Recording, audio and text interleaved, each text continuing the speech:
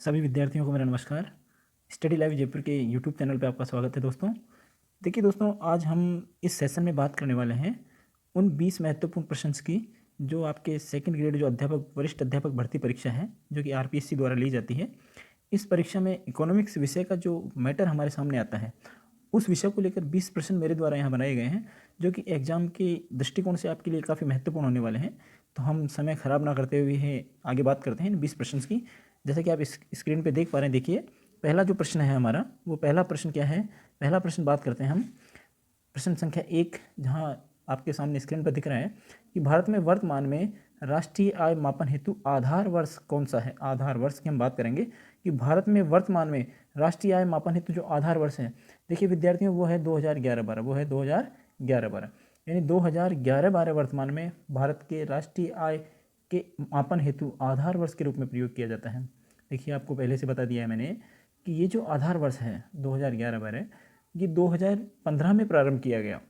इससे पहले की अगर हम बात करते हैं तो जो हमारा आधार वर्ष था राष्ट्रीय आय के मापन हेतु वो 2004-05 था। दूसरा प्रश्न देखिए, निम्न अवधारणाओं में से कौन किसे राष्ट्रीय आय भी कहा जाता है। निम्न अवधारणाओं में से किसे राष्ट्रीय आय भी कहा जाता है। तो यहाँ विद्यार्थियों आपको पहले से बताया हुआ है मेरा कि जो साधन लागत पर शुद्ध राष्ट्रीय उत्पाद की राशि होती है जिसे हम एनएनपीएफसी कहते हैं, वो एनएनपीएफसी की राशि वास्तविक रूप से शुद्ध राष्ट्रीय आय भी कहलाती है। शुद्ध राष्ट्रीय आय भी कहलाती है। इसी तरीके से हमारा जो ऑप्शन नंबर बी है वो करेक्ट होता है। प्रश्न संख्या 3 देखिए। प्रश्न संख्या 3 कहती है कि साधन लागत पर शुद्ध राष्ट्रीय उत्पाद की राशि बराबर होती है। एग्जामिनर आपसे पूछना चाह रहे हैं कि साधन लागत पर जो शुद्ध राष्ट्रीय उत्पाद है जिसे हम एनएनपी ऑन फैक्टर कॉस्ट कहते हैं, एनएनपी ऑन एफसी कहते हैं, वो किसके बराबर होती है। ऑप्शन संख्या 1, ऑप्शन 1 देखिएगा, एनएनपी एमपी माइनस अप्रत्यक्ष कर प्लस अनुदान की एनएनपी एमपी की राशि में से अगर अप्रत्यक्ष कर घटा देंगे और अनुदान जोड़ देंगे तो जो राशि प्राप्त होगी वो मित्रों हमारा ऑप्शन नंबर 1 ही यहाँ ठीक है। बाकी ऑप्शन आपको देखने की आवश्यकता ही नहीं है। एनएनपी एफसी की राशि एनएनपी एमपी की राशि में से अगर आप अप्रत्यक्ष कर घटा देंगे और अनुदान जोड़ देंगे तो जो राशि हमें प्राप्त होगी वो कौन सी होगी। साधन लागत पर शुद्ध राष्ट्रीय उत्पाद की राशि होगी। तो हमारा ये जो ऑप्शन है, ऑप्शन नंबर 1, ये ठीक हो जाता है। यहाँ ध्यान दीजिएगा। अगर हम बात करें प्रश्न संख्या 4 की, प्रश्न संख्या 4 की, तो प्रश्न संख्या 4 ये कहती है एन आई बराबर सी प्लस जी प्लस आई प्लस एक्स माइनस एम किस विधि से राष्ट्रीय आय मालूम करने का सूत्र है। तो विद्यार्थियों ये तो आपको पता है कि यहाँ देखो एन आई बराबर सी, यानी कंज्यूमर्स द्वारा जो व्यय किया जा रहा है उसकी बात हो रही है। सरकार द्वारा जो व्यय किया जा रहा है उसको जोड़ा गया है। इन्वेस्टर्स जो होते हैं, जो निवेशक होते हैं, उनके द्वारा जो व्यय किया जा रहा है उसे जोड़ा गया है। और साथ में एक्स माइनस एम, यानी एक्सपोर्ट और इम्पोर्ट पर जो व्यय किया गया है उसे भी जोड़ लिया गया है। तो ये जो राशि है वो कौन सी है, किस विधि में, ये कुल व्यय विधि में है। ये मित्रों देखिए कुल व्यय विधि, कुल व्यय विधि। तो कुल व्यय विधि की यहाँ बात की जा रही है, कुल व्यय विधि। तो हमारा ऑप्शन नंबर जो 2 है, ऑप्शन नंबर 2 वो ठीक हो जाता है, कुल व्यय विधि। आगे हम बात करते हैं प्रश्न संख्या 5। प्रश्न संख्या 5 क्या कहता है, भारत में राष्ट्रीय आय की गणना किसके द्वारा की जाती है। तो ये तो एक फुलटॉस बॉल के जैसा प्रश्न है, इसमें तो सोचना ही नहीं है आपको। यहाँ भारत में राष्ट्रीय आय की गणना के लिए जो संगठन बनाया गया है वो CSO बनाया गया है, CSO। तो यहाँ हमारा प्रश्न संख्या 5 का जो आंसर होगा वो कौन सा होगा, बी आंसर हो जाएगा। नेक्स्ट आगे हम बात करते हैं प्रश्न संख्या 6 की। जैसा कि आप स्क्रीन पर देख सकते हैं, प्रश्न संख्या 6 क्या कहता है। प्रश्न संख्या 6 ये कहता है कि राष्ट्रीय आय का संबंध होता है। राष्ट्रीय आय का संबंध किससे होता है। प्रश्न संख्या 6 ये कह रहा है हमें कि राष्ट्रीय आय का संबंध किससे होता है, प्रश्न संख्या 6। तो प्रश्न संख्या 6 का आंसर देखिए आप, ऑप्शन संख्या ए दी हुई है, मध्यवर्ती वस्तुओं के मूल्य से। देखो आपको पता है यहाँ कि मध्यवर्ती वस्तुओं का मूल्य राष्ट्रीय आय में शामिल नहीं किया जाता है। दूसरा ऑप्शन देखिएगा, वर्तमान वर्ष की आर्थिक क्रियाएं। तीसरा जो ऑप्शन है वो देखिएगा, गत वर्ष के मूल्यों से और उपयुक्त सभी से। यहाँ आपको पता होना चाहिए कि जब राष्ट्रीय आय की बात हम करते हैं तो राष्ट्रीय आय में किसे शामिल किया जाएगा। अरे सिंपल सी बात है, वर्तमान वर्ष में जो आर्थिक क्रियाएं हो रही हैं, वर्तमान वर्ष यानी जो वर्ष चल रहा है जिसे हम प्रचलित वर्ष भी कहते हैं, उसमें जो आर्थिक क्रियाएं हैं, उसमें जो आर्थिक क्रियाएं हैं उसे किस में शामिल कर लिया जाएगा, हम कहते हैं राष्ट्रीय आय में शामिल कर लिया जाएगा। तो हमारा ऑप्शन नंबर बी, वर्तमान वर्ष की क्रियाएं जो हैं, आर्थिक क्रियाएं हैं, उन्हें शामिल किया जाएगा। नेक्स्ट हम बात करते हैं प्रश्न संख्या 6 की। तो प्रश्न संख्या 7 की। प्रश्न संख्या 7 में देखिएगा, एक मिनट दोस्तों, प्रश्न संख्या 7 की अगर हम बात करते हैं तो ध्यान दीजिएगा, GNPFC में से मूल्यह्रास घटाने पर कौन सी राशि प्राप्त होती है। तो आपको पता है साधन लागत पर GNPFC यानी सकल राष्ट्रीय उत्पाद की बात की जा रही है। किस पर? साधन लागत पर। तो साधन लागत पर जब हम सकल राष्ट्रीय उत्पाद की राशि में से क्या घटाएंगे? मूल्यह्रास घटाएंगे, तो आपको पता है कौन सी राशि बच जाएगी? नेट राशि बच जाएगी, वो भी किस पर है? अरे साधन लागत पर। तो यहाँ देखिए NNPFC हमारा ऑप्शन सही हो जाता है। प्रश्न संख्या 8 देखिए, व्यक्तिगत आय होती है। व्यक्तिगत आय क्या होती है? तो दोस्तों जब निजी आय में से कंपनियों की जो बचत है, निजी कंपनियों की जो बचत है उसे घटा दिया जाता है और निगम कर को घटा दिया जाता है, तो जो राशि शेष बचती है वो कौन सी होगी? हमारी व्यक्तिगत आय कहलाएगी। यानी हमारा ऑप्शन नंबर ए जो है वो ठीक है। निम्न में से राष्ट्रीय आय में शामिल मद नहीं है। प्रश्न संख्या 9 हमसे पूछा गया है कि निम्न में से कौन सी जो मद है, कौन सा जो चर है वो राष्ट्रीय आय में शामिल नहीं होता है। तो यहाँ देखिए आंसर ऑप्शंस देखिएगा। हस्तांतरण आय, क्या हस्तांतरण आय को शामिल किया जाएगा? नहीं। हस्तांतरण जो आय होती है हम कहें वो बिना सेवा किए प्राप्त होती है, तो उसे राष्ट्रीय आय में शामिल नहीं किया जाता है। विदेशों से प्राप्त उपहार भी एक तरीके से सेवा हम कह सकते हैं कि हस्तांतरण आय है, उसे भी शामिल नहीं किया जाएगा। तीसरा ऑप्शन देखिएगा, वित्तीय सौदों का क्रय विक्रय, ये भी शामिल नहीं होता है, क्योंकि जो सौदे वित्तीय हम कह सकते हैं कि कागजों में जिन सौदों को उल्लेख किया जाता है वो सौदे भी राष्ट्रीय आय में शामिल नहीं होते हैं। तो यहाँ ऑप्शन नंबर जो हमारा डी है उपयुक्त सभी, वो ठीक होता है। नेक्स्ट ध्यान दीजिएगा, उपयुक्त सभी। प्रश्न संख्या 10 पे ध्यान दीजिएगा, भारत में राष्ट्रीय आय के अनुमान हेतु अर्थव्यवस्था के क्षेत्र तथा उप क्षेत्रों की संख्या है। भारत में राष्ट्रीय आय के अनुमान हेतु जो अर्थव्यवस्था के क्षेत्र और उप क्षेत्र हैं वो कितने हैं? देखिए वो जो क्षेत्र और उप क्षेत्र हैं, हमें पता है कि राष्ट्रीय आय का जब हम अध्ययन करते हैं तो हम राष्ट्रीय आय के अध्ययन के लिए अर्थव्यवस्था को कितने क्षेत्रों में बांटा गया है। मतलब देखिए ये बहुत बड़ी बात विषय नहीं है, यहाँ बिल्कुल आप दिमाग का इस्तेमाल करके आंसर दे सकते हैं। तो जो ऑप्शन नंबर बी है उसे देखिएगा, 6 क्षेत्र और 14 उप क्षेत्र, तो ये हमारा आंसर ठीक होता है। नेक्स्ट आगे हम चलते हैं। प्रश्न संख्या देखें आप, प्रश्न संख्या 10-11 की तरफ देखिएगा। जैसा कि स्क्रीन पे आप देख पा रहे हैं, स्क्रीन पे साफ साफ दिया हुआ है प्रश्न संख्या 11 नंबर का प्रश्न कहता है, भारत में वर्ष 2021-22 में प्रचलित मूल्य पर राष्ट्रीय आय क्या है? तो मित्रों यहाँ जो ऑप्शन संख्या बी है देखिए 232,14,703 करोड़, यानी ये क्या है? राइट ऑप्शन है, और ये आपको मेरे द्वारा लिखवाया भी गया है। यहाँ ध्यान दीजिएगा। प्रश्न संख्या 12, भारत में वर्ष 2021-22 में कृषि में स्थिर मूल्यों पर वृद्धि दर कितनी दर्ज की गई है? तो देखिए जो आर्थिक समीक्षा आई थी 2021-22 की, उस आर्थिक समीक्षा के आंकड़े हमें ये बताते हैं कि भारत में जो कृषि में वृद्धि दर स्थिर मूल्यों पर दर्ज की गई है वो है ऑप्शन संख्या ए 3.9%। ये कृषि में वृद्धि दर दर्ज की गई है।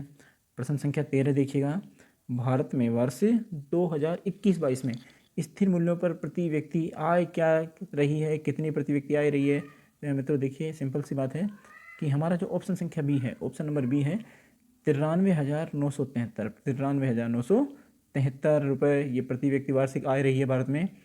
प्रश्न संख्या 14 क्या कहता है, भारत में राष्ट्रीय आय समिति किस वर्ष गठित की गई थी? देखिए बड़ा इंपॉर्टेंट, बड़ा महत्वपूर्ण प्रश्न है ये, और काफ़ी एग्जाम में इसके बारे में पूछा गया है। हमें पता है भारत में राष्ट्रीय आय जो समिति बनी थी वो प्रशांत चंद्र महालनोबिस PC महालनोबिस की अध्यक्षता में ये समिति बनाई गई थी। और इस समिति के बारे में हम जितना कहें, हम कहें कि वो काफ़ी महत्वपूर्ण समिति थी। और PC महालनोबिस के बारे में तो आप जानते हैं, भारत के एक महत्वपूर्ण अर्थशास्त्री रहे हैं, महान अर्थशास्त्री रहे हैं, एक सांख्यिकी वेत्ता थे भारत के, जिनका जो जन्मदिन है 29 जून, उसे अंतर्राष्ट्रीय सांख्यिकी दिवस के रूप में भी मनाया जाता है, राष्ट्रीय सांख्यिकी दिवस। तो प्रश्न पूछा जा सकता है आपसे कि राष्ट्रीय सांख्यिकी दिवस 29 जून को मनाया जाता है, 29 जून को। तो हम कहें कि भारत में जो राष्ट्रीय आय समिति बनाई गई थी वो आपको पता है कब बनाई गई थी? 1949 में, 1949 में ये समिति भारत में बनाई गई थी। प्रश्न संख्या नेक्स्ट जो है ध्यान दीजिएगा, भारत में राष्ट्रीय आय का अनुमान किसके द्वारा लगाया गया? भारत में राष्ट्रीय आय का अनुमान किसके द्वारा लगाया गया? तो भारत में राष्ट्रीय आय का अनुमान जो लगाने वाले व्यक्ति थे वो कौन थे? वो प्रथम व्यक्ति थे मिस्टर दादा भाई नौरोजी, जो कि great old man of India भी कहलाते हैं। भारत के महान हम कहें बुजुर्ग व्यक्ति के नाम से जाने जाते हैं मिस्टर दादा भाई नौरोजी। तो हमारा जो आंसर है वो बी ऑप्शन हो जाता है, दादा भाई नौरोजी। आगे चलिए नेक्स्ट देखते हैं हम। बी नंबर का ऑप्शन दादा भाई नौरोजी, ये भारत के महान अर्थशास्त्री रहे हैं जिन्होंने भारत में 1867-68 की अवधि में राष्ट्रीय आय का अध्ययन किया था। नेक्स्ट क्वेश्चन देखिएगा स्क्रीन पे। प्रश्न संख्या 16 की हम बात करते हैं। तो प्रश्न संख्या 16 क्या कहता है? प्रश्न संख्या 16 ये कहता है कि भारत में राष्ट्रीय आय गणना में मुख्यतः कौन सी विधि प्रयुक्त की जाती है? यहाँ देखिए मित्रों, भारत में राष्ट्रीय आय गणना के लिए आय विधि का भी प्रयोग किया जाता है, उत्पादन विधि का भी प्रयोग किया जाता है, और हमारा ऑप्शन नंबर जो सी है इसके लिए वो बिल्कुल उपयुक्त सही बैठता है। भारत में राष्ट्रीय आय मापन के लिए ए व बी दोनों विधियों का प्रयोग किया जाता है, जिसमें आय गणना विधि भी है और उत्पादन गणना विधि भी है। प्रश्न संख्या 17 क्या कहता है, उसमें पूछा गया है poverty and un British rule in India, un British rule in India पुस्तक के लेखक कौन थे। देखिए ये तो मुझे नहीं लगता इस प्रश्न का आंसर किसी को नहीं आता होगा, बड़ा सिंपल क्वेश्चन है। यहाँ जिस व्यक्ति ने भारत में राष्ट्रीय आय का सबसे पहले अध्ययन प्रारंभ किया उन्हीं की ये महत्वपूर्ण पुस्तक है, और वो व्यक्ति कौन थे, हमारा option number C mister Dadabhai Naoroji, the great old man of India. Bharat में राष्ट्रीय आय का अध्ययन करने वाले प्रथम व्यक्ति थे, और उन्हीं के द्वारा ये पुस्तक लिखी गई थी, poverty and un British rule in India.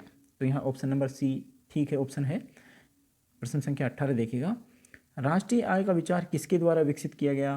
तो देखिए भारत में कहें या फिर हम कहें अंतर्राष्ट्रीय स्तर पर राष्ट्रीय आय का जो विचार है वो हमारे अर्थशास्त्र विषय के जो पितामह हैं, अर्थशास्त्र विषय के जो जनक हैं, उनके द्वारा ये विचार दिया गया था। और जनक कौन है, mister Adam Smith. Mister Adam Smith जो हैं उनके द्वारा ये विचार दिया गया था, एडम स्मिथ के द्वारा। तो यहाँ ऑप्शन नंबर ए जो है हमारा वो ठीक ऑप्शन होता है, एडम स्मिथ, एडम स्मिथ।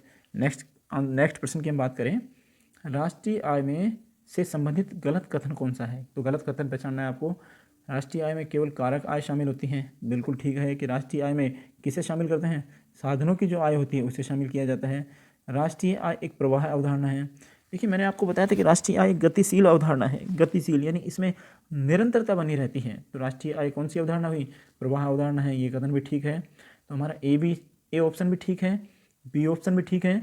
गलत कथन पहचानना है आपको, संबंध चालू वित्तीय वर्ष से होता है, बिल्कुल करेक्ट है। ये कथन भी ठीक है कि संबंध किससे होता है, चालू वित्तीय वर्ष से होता है राष्ट्रीय आय का।